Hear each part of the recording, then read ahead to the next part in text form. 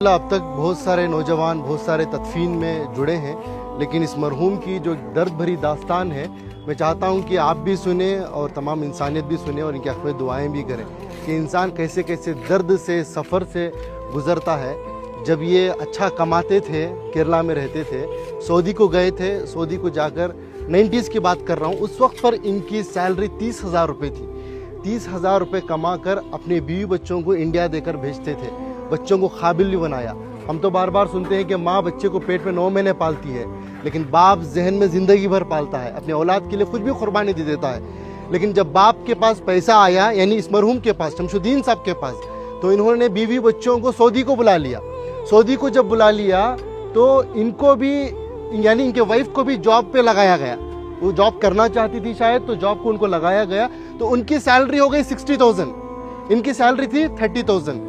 फिर कुछ ही दिन गुजरे, उनके पास कुछ पैसा आया, उनकी बीवी के पास, इनको अपनी ज़िंदगी से दूर कर दिया।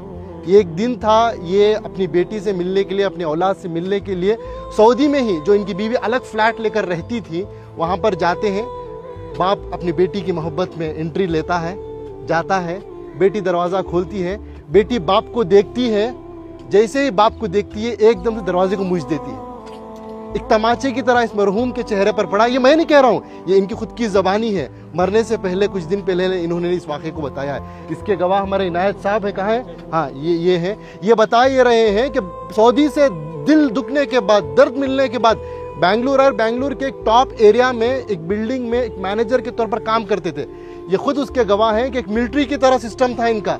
उसूल आदाब के पक्के थे, बिना आयरन के कपड़ा नहीं पहनते थे। ऐसी अपनी जिंदगी, छोटा सा कमरा था, सीढ़ियों के नीचे से बेड डालकर, एक पंखा लगाकर, उसे भी पाक साफ रखकर जीते थे। ये पूछने लगे कि भाई, मैं तो समझा आप एक सिक्योरिटी गार्ड है, लेकिन आपकी ये पाकी सफाई को देखकर, आपकी ये मिलिट्री सिस्टम को देखकर, आपकी इस डिसिप्लिन को देखकर मेरे अंदर सवाल पैदा हुआ, आपकी ज़िंदगी में क्या हुआ? तो उन्होंने ये अपनी दास्तान सुनाई, ये दर्द बताया। तो बस मैं इंसानियत से यही बात कहना चाहता हूँ कि दौलत तो कमाना है, वो मुकद्दर की मिलेगी, लेकिन अपने रिश्तों को बनाएं पहले, अपने बच्चों को, अपनी औलाद को मुसलमान बनाएं, इंसान बनाएं। आज पता चला कि इनकी औलाद अमेरिका में है, USA में है, लाखों के रुपए कमा रहे हैं, लेकिन अफसोस की बात, दौलत तो दौलत है, उनके पास बाप के जनाजे को आने की तौफीक तक नहीं हुई। ये अल्लाह का करम है कि अल्लाह ने मुझे और आपको चुना है। मैं और आप आए नहीं यहाँ पर, अल्लाह हमें भेजा है, अल्लाह ने हमें ये तौफीक दी है, तब जाकर इस कब्रस्तान में आए हैं, इस मरहूम के जनाजे में शिरकत कर रहे हैं। इस मरहूम की नसीब देखिए, आज मस्जिद में नमाज़े की जनाजा अदा हुई। इनाम भाई, बड़ा मजमा था, मस्जिद के इमाम साहब, एक आलिम दीन ने इनका जनाजे की नमाज़ पढ़ाई, और तमाम अल्लाह के नेक बंदे मिलकर आकर आज तदफीन के लिए जुड़े।